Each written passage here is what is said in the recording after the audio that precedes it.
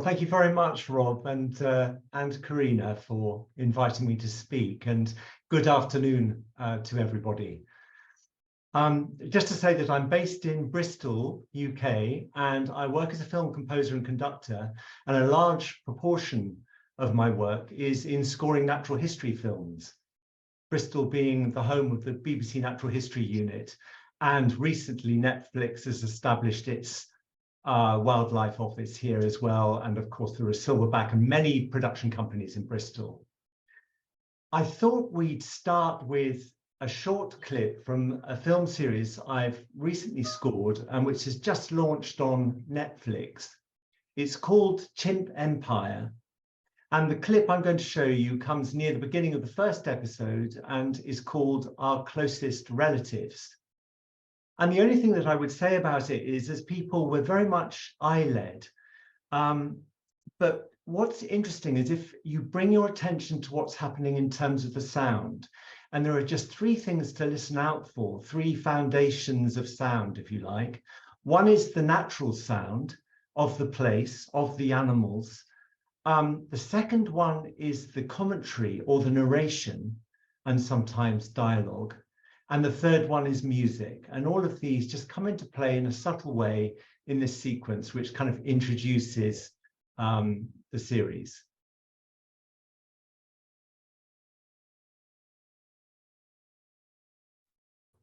So we're going to look at some of the production processes behind the scenes and uncover the deeply collaborative nature of the director-composer relationship, which is itself a fascinating process of a kind of back and forth leadership.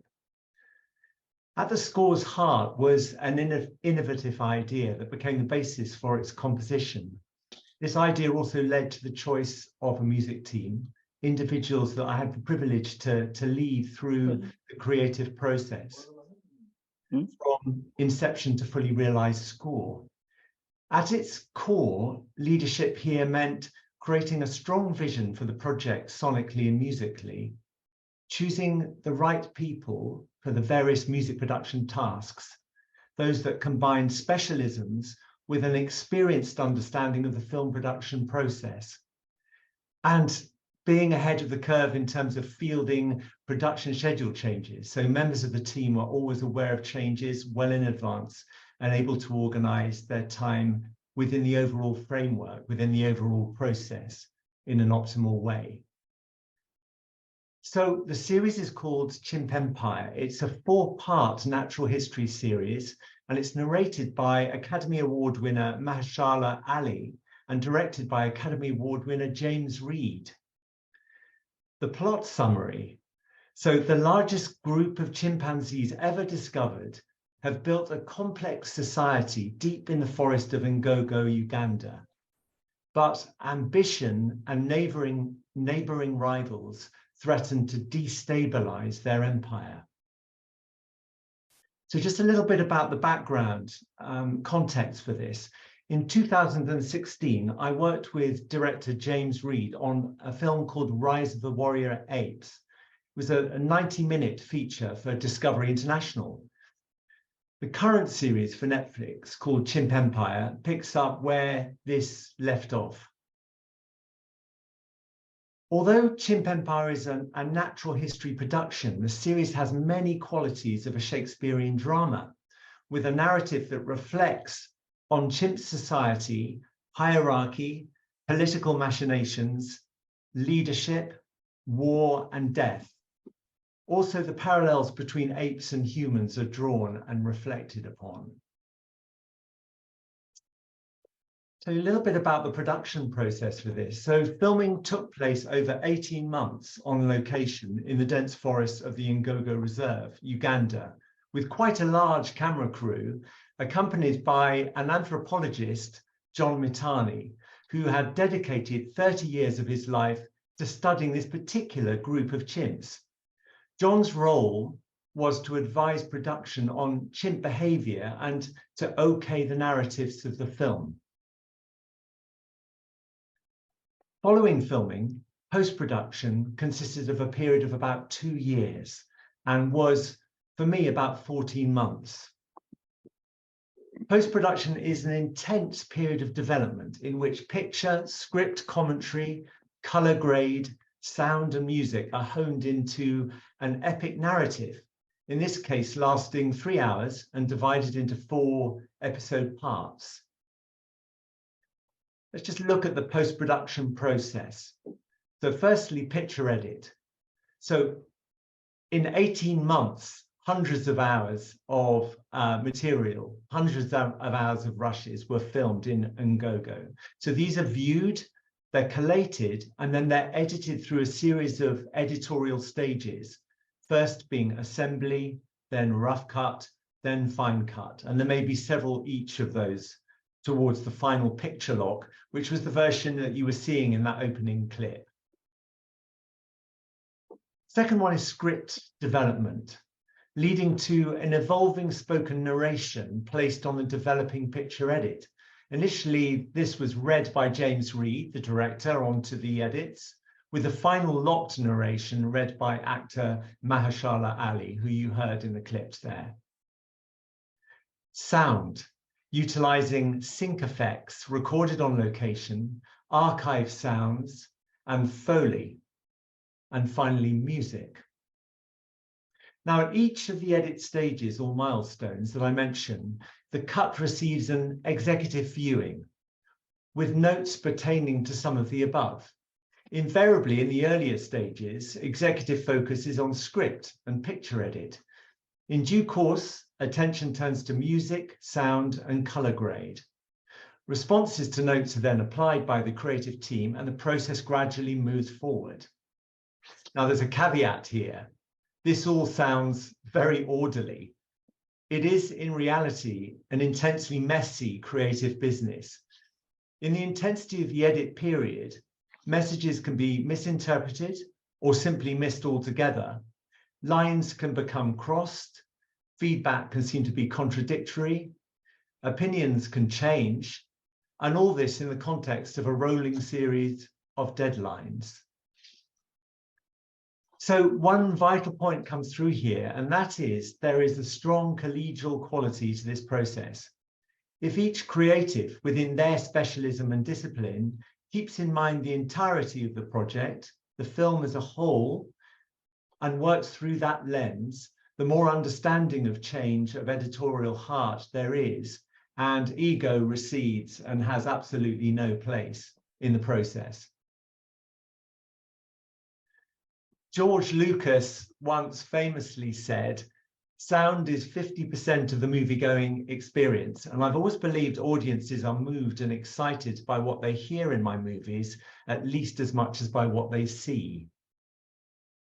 So at this juncture, it's important to say that in the relationship between director and composer, there is no established technical language for communication.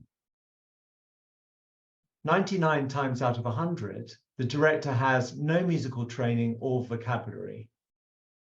Indeed, a little musical training on the part of the director can often, as you might imagine, be more problematic than none at all. So at this point, 2 maxims of unknown origin come to mind. Writing about music is like dancing about architecture, which is used to express the futility of translating music through words. Another one I came across is talking about music is like singing about economics. However, the director, having been immersed in the project for what may have been several years, from initial idea to commissioned film and all the way into production and post-production, knows precisely how he wants his film to feel. The question is how to convey this to the composer. So if a limited or compromised language for describing music is available, what are the tools that the director has available to put across ideas and intentions to the composer who may only just be coming on board? Briefing on the basis of story, character, and meaning. So this might take the form of what can be described as emotional voices within the film. This comes in the form of written notes and discussions, and it pertains to the main character themes and developing narrative of the film. studying cinematic models that the director feels are speaking to this production. I remember when I was scoring Rise of the Warrior Apes, James and I spent several hours studying Jed Kurtzel's score to Justin Kurtzel's movie Macbeth in 2015. Guide, scratch, or temp music is used by the editor in discussion with the director to convey ideas about where music is to be placed or spotted in the film, and to put across ideas about pace and tone. It can also be a selling device to the executive when they view the early cuts. Editors will draw on existing music for this purpose, which may be sourced from movies or commercial music or library music sources, or indeed the composer's own archive. However, an original score is required, and therefore, although influences may come into play, the score needs to be new, not simply rehashed. Finally, ESP. The history of film is testimony to numerous lasting director-composer relationships. Alfred Hitchcock and Bernard Herrmann, Sergio Leone and Ennio Morricone, Steven Spielberg and John Williams. They're all examples which come to mind. Given, according to Lucas, that sound is 50% of the cinematic experience, and further, that a film score can sometimes elevate the standing of a film. For example, Psycho, which was destined for television until Herrmann's score elevated it to cinematic status. A simpatico between director and composer is central. The director needs to know that the composer gets what is required, but further that the composer can articulate the emotional dimensions of the film in a way that perhaps goes beyond this, that it surprises and excites and delights the director. Perhaps the music may reveal aspects of subtleties of subtext not yet articulated. Central to this relationship, of course, is trust. And I've had the immense good fortune to work on 4 projects with James. And it was just a delight to come into this project, having worked with him quite a bit before, and to kind of get into the whole world of this extraordinary series. When I consider the long process of scoring Chimp Empire, I now reflect on James's light touch when it came to music briefing. His direction mostly took the form of story and character explanation, describing the narrative and emotion he wished to be conveyed at any point. Rarely did he discuss how this might be achieved musically. This was left entirely to me. James was always receptive to alternatives too. Sometimes I might sketch and place 2 possibilities for a scene, something that was perhaps close to the guide music that they'd laid in, and something that was quite different. A technique I learned from British composer George Fenton, who would often say to his director, "Look, I've composed this, but how about this?" And this was always helpful for discussion and for clarifying intent. I think, just to say here, it's really important that a director feels that a sense of control in a way with the composer. It's kind of release, control, release. And one of the things about doing 2 cues is that you can show that you can realize the ideas to date, but also the second cue can maybe go further, present something new, present something different. So the spotting or placing of individual music cues to picture is invariably the responsibility of the picture editor who's cutting the picture sequence in collaboration with the director and composer. One of the key things we discussed on a regular basis was the role of musical silence, the music-less spaces between adjacent music cues. So as audiences, we're often accustomed to hearing music from the beginning to the end of a film. We call this wall-to-wall scoring. However, in a place like Ngogo, where the forest is rich with its own natural music, it is vital for this to be only what we hear at times. Musical silence allows the audience to feel immersed in the space, the actuality of the habitat. Musical silence also increases the impact of the music when it is in. And for these reasons, cutting holes and finding space in the musical score is a constant preoccupation of mine. An extraordinary example of this is a 4-minute rain sequence in episode 4, which runs on sound effects only, no music. Chimps in the Rain for 4 minutes. Overall, I'm satisfied there is a good balance of music and musical silence in Chimp Empire, but if you have a chance to watch the series, see what you think. My team.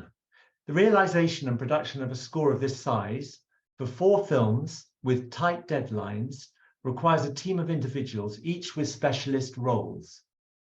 My team consisted of a composer's assistant, a music editor, an orchestrator, an additional music composer, a recording session producer, the 55 musicians of the Budapest Art Orchestra and Choir, and a music mixer. One of the major decisions at the start of a project like this is to initiate and develop thoughts about the instrumental vocal palette that will become the basis for composing. What are the instruments that will form a foundation for the melodies, harmonies, and rhythms we'll be hearing? This question led immediately to an innovative idea. My first and enduring thought was to see to what extent we could develop a palette of instrumental and vocal sounds that had at its source sounds produced by the chimps themselves and sounds from the habitat they lived in, including the sort of atmospheres you were hearing at the start of that clip, bird calls, other animal calls and sounds from the forest. The idea was to listen to and identify useful sounds, edit them, and convert them into sample instruments for playing. I chose for this role Dan Pollard, my assistant. Dan was an ex-MA film composition student of mine from Bristol with an extraordinary talent for sample instrument creation. Provided with a folder of raw audio data from the sound team, Dan created a large variety of instruments. I think we got to about 150 instruments by the end of the process. And there is something about the raw vocalizations of animals that pertains to what I would call life force. A similar parallel can be found in the human voice. The point here was to transform these sounds with processing so they became unique instruments, not instantly recognizable to the animal source, but containing that animal sonic DNA, if you like. Draft sketching of the cues to picture began where these new chimp instruments, chimp synths, chimp drums, chimp drones, metal chimps, and flute chimps, were combined with other more familiar traditional scoring instruments such as piano, cello, strings, synthesizers, human voices, drums, and percussion. Furthermore, the new chimp instruments had an influence on the way that the traditional instruments were composed for, performed, and produced. And in this way, the whole palette took on a unique and distinctly chimpy quality. The thing about the chimps is that if you put anything too accomplished sounding onto the film, it kind of feels a bit wrong. There is something so raw and primitive about these animals, and yet they share a kind of extraordinary sophistication that we recognize and identify with. So using them as the instruments provided this sort of something that really connected deeply with the animals, with the place. A word about the other members of my team. Daryl O'Donovan was music editor. Daryl came on board at the halfway stage, and he was fully briefed and had studied the earlier episodes to understand the various character themes and musical approaches to narrative. His role was to assist in moving scoring forwards in episodes 3 and 4, at a point where I was fully occupied working on episodes 1 and 2. As the score takes shape, an archive, you can imagine an archive of musical materials is formed and grows. Each music cue exists in a series of audio layers or musical instruments. So you can imagine long tones, short tones, percussive elements, solo elements, making up the tracks of a single piece. Using the musical cues and their layers, Daryl would populate picture sequences within episodes 3 and 4 to get those sequences started musically and to present some initial ideas for the director to have a listen to and feedback on. He was, in a sense, composing with edited, newly existing materials. It was fascinating for me to view his music edits, seeing the decisions he was making with the materials, Later, when I came to work on episodes 3 and 4, I would build on the sequences Daryl had started or reject them and begin again, depending on the feedback received from James. Incidentally, negative feedback is every bit as useful as positive feedback in this game. It's just as helpful to know what isn't working as what is. And I think music is deeply subjective. So as I'm coming on board, feeling the sequences in a certain way, these come up against the director, and there may be, some dissonance there. So finding out what isn't right is tremendously helpful. Ed Watkins, orchestrator. Well, Ed's role was to prepare materials, scores, and parts for the orchestra and choir to play and sing in recording sessions, which were held in Budapest. He worked from finished, signed-off music cues. His creativity was brought to bear on the cue layers within each cue, making decisions about which layers would be replaced by the session recordings and which layers would stay as they were.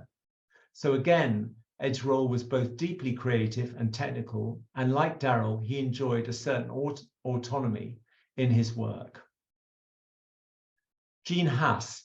Gene provided a single cue for episode 4.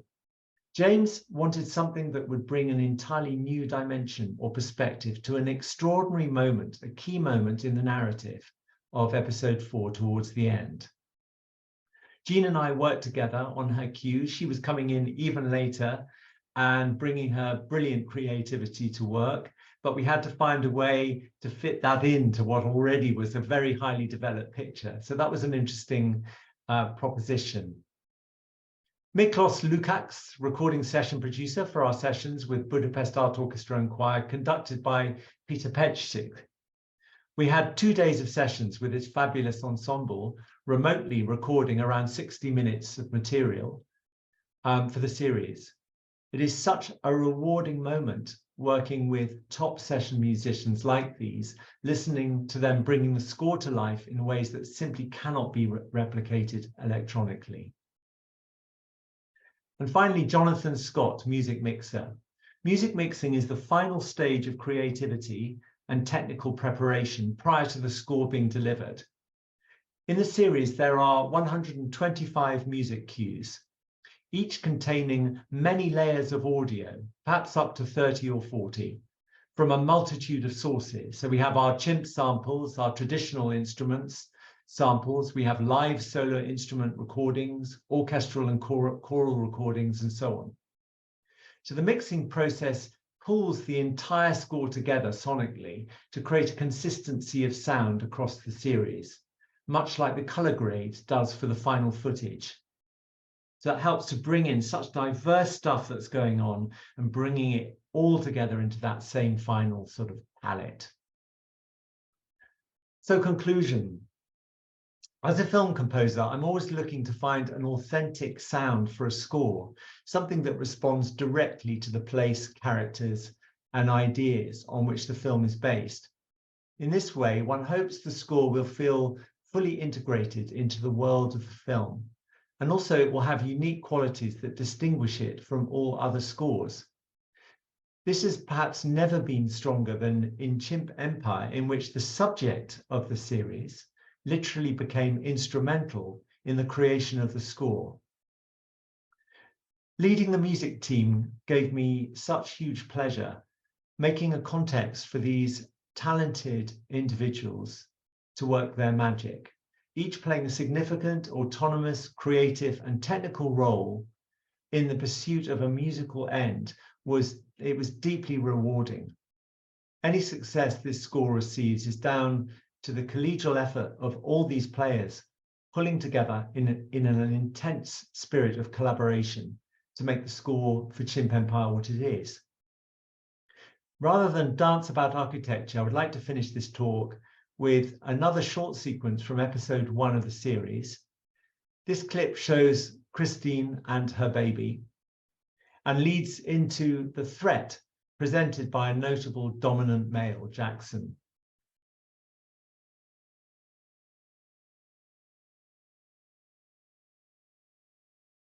Thank you very much for listening. Thank you, Will. lots of applause. Or we have 10 minutes. There may be things you want to ask, Will. There may simply be things you want to say. It might be questions and answers or discussion. Drop things into chat, raise your hands. I think if you've got questions, try and keep it to one rather than multiple so we can hear as many as possible. And I'll try and notice who wants to ask first. And any questions or anything anybody wants to say to start? Russell. I'm still muted. Yeah, thanks very much. Absolutely fascinating, fascinating talk. One thing that really struck me was when you talked about the difference in, I don't think call it difference in language, but the difference in understanding between a director and a composer. And that's fascinating. And I would wonder if you could just say a few words about how a few more words, because you've already said a few, how you can bridge that gap. And I think you mentioned models or using examples, but it's just something I come across very, very frequently. You know, sometimes I'm a scientist at heart, and I so often feel I'm talking to people who don't understand me. So maybe because I talk rubbish, but that's right. Yeah, that's it. I mean, it's really tricky, and I think that's why this ESB thing, this kind of understanding that you develop with working with somebody over numerous projects, really helps to develop it, and you develop a shorthand. Yes, so what James does is he never talks music, never ever talks instruments or music, but he just talks about the story. And if I create a cue for him and it's not right, he'll just tell me more and more about the story. And I'll go, I see. Okay, so it needs to be more like this. And the other thing, you'll write the models. Well, the guide music is sort of talking in music. It is deeply problematic because you know, they can get married to a piece of guide music. The longer it stays on the edit, and you can't use it, of course. It's not clear to be used, and it's not the point, actually. It's not right. But that is one way. That tells us about pace. It tells us about mood. It tells us something interesting about style, perhaps. So reading guide music is kind of part of the process. But I like to try and replace as much guide music as I can early on, even if it's stuff from my own archive. The only problem with that is this was so unique, this score. There was nothing that I had that really kind of fitted the picture of this film. So it had to be written from the ground up. Thanks. Yeah. Christoph. Yeah, thanks a lot for this sharing. Very, very interesting indeed. And what's very interesting is the mixture between creation and still production. So you have to have very strict production processes so that it comes at the right time. But at the same time, you have this very creative process. So how do you manage when do you stop being in creation mode and when do you start being really in production mode? Now we have to deliver at that date. Yes, it's not like that, unfortunately. I wish it was.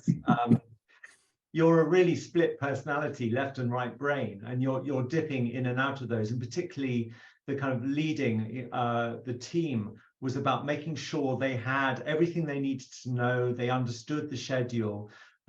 We had a huge spreadsheet, which was just an enormous thing by the end, which everyone was involved in and connected with. But it's very much both, and it can be hard. You know, you want to carve out some creative time, but you also know there are certain things that have got to be in place. And the editorial heart is changing quite a lot as you're making this thing. You know, once we start to make it, we start to see things that we maybe want to change or want to develop. So that's happening. And in terms of the production, also deadlines tend to shift around quite a lot. I mean, the most extraordinary example of that was that when we came to do the orchestral session in July, I had 2 programs scored. By the time we'd finished the recording session, the second program that I'd scored, that program had changed radically, that all that music needed to be revised and changed. So yeah, it's an extraordinary thing. I've just kind of got used to it now, and I kind of celebrate the madness. Great, thanks a lot. Okay. Ajit, I think you were next, and then Ole, and then whoever. Yeah. Thanks, Will. Very inspiring and insightful. And especially the second time that you played, we are sensitive to how the layering of silences, natural sounds, and the orchestral music was happening. Yes. So my question is, you mentioned about the messiness part of creativity.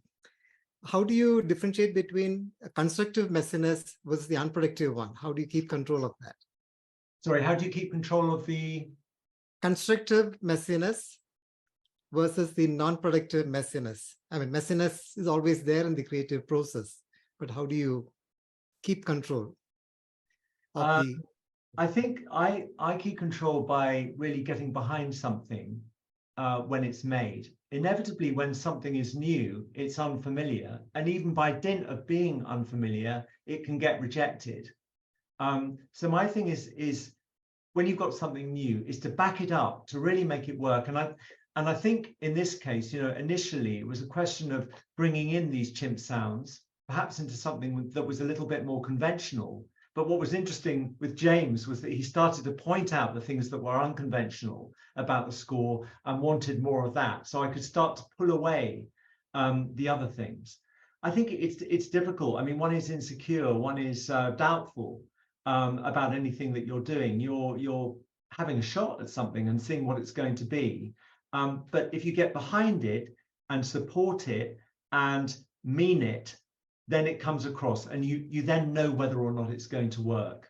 So it's this sort of combination of ideas, developing the ideas, seeing what you've got, living with them, reinforcing them, and then when you feel ready to present them, and then working with them after that point. Great, thank you. I hope that answers your question. Yes. Ole, please. Yeah, so maybe my question revolves about the same theme as Ashit and Christoph. I think I heard you said that you start out with a strong vision and then you try to bring on the right people. And then I'm thinking what happens in corporate innovation. Also, we talk about a lot about pivot. So could you elaborate a little? So when you get these also creative people in, that you would have ideas or maybe your take on what the musical score could be, did that at any time change about the overall vision for how the script and how did you handle that? Because I think you've talked a lot about how, if I understood it correctly, how you adapted into this overall vision. Was there also something going the other way, and how do you handle that? Yeah, yes. I mean, yes, I mean, it's interesting. I mean, choosing the people. I mean, Dan, I had taught probably about 5 or 6 years ago. I'd actually given him a sequence from Rise of the Warrior Apes, and Dan had taken the sound track lay and created instruments and written a score with this. And I thought this was extraordinary. This was such an extraordinary idea. So years went past and so on, and I thought, well, innovation is definitely something that James is into. The films that James produced are not, you know, kind of Planet Earth, Our Planet sort of program. They tend to be very unique, very distinctive in their approach. It's very interesting. I mean, those things that you mentioned, the cue by cue. There's a cue by cue scenario in these productions whereby, say we have the film, may have 35 discrete cues within the film with silence between them, perhaps, or some links. But sometimes you'll get a single cue that will go on and on being problematic, a single sequence, and one can never nail it. And you can try 7, 8, 9 times. I had one of those with one of the younger chimps. We just couldn't get the right tone for it. And in the end, the series producer came up with a pragmatic idea, which was he found something from somewhere else in the series that I'd written, said, I think this is going to work. And it was extraordinary. We dropped it into the sequence, and there it was. It went into focus. And he said, that's it. And so, you know, I kind of love things like that because it's a real testament to that sense of collaboration and problem solving. I think everyone that I was working with on film production and in music, you know, was dedicated to kind of problem solving and trying to find solutions to things, difficult things. So yeah, it's a tricky bit. I mean, I love the commissioning process. When you get the gig, it's the most wonderful moment. When you deliver it, it's the most wonderful moment. And that period in between is fraught with all sorts of crazy stuff, you know. to get there. But as I say, my team was wonderful and so intuitive, so quickly on board with what we were trying to do and coming in with solutions as to how to achieve those things. So it was wonderful, wonderful teamwork. Everyone, I know that we could talk for quite a lot longer, but we are about out of time. So, Will, I think, thank you so much. Could we unmute all and please give Will a round of applause to show our collective appreciation? Thank you so much, everyone. Very, very nice. Thank you so much. Thank you. Thank you. you Wonderful very much. talk. And everyone, please do go see Chimp Empire. I saw it last week. It's an amazing story with a wonderful score. Just highly recommended. Thank you. Yeah, do. You won't regret it. Yeah. And Will, just to say, what you might not know is, in some ways, the messages you're talking about, they're such interesting things, right? This big collective capacity for not knowing, but keeping going.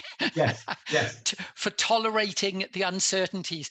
They are ones that have come from the book that Karina mentioned earlier that is in production now, from very, very different contexts, always with a flavor of the context.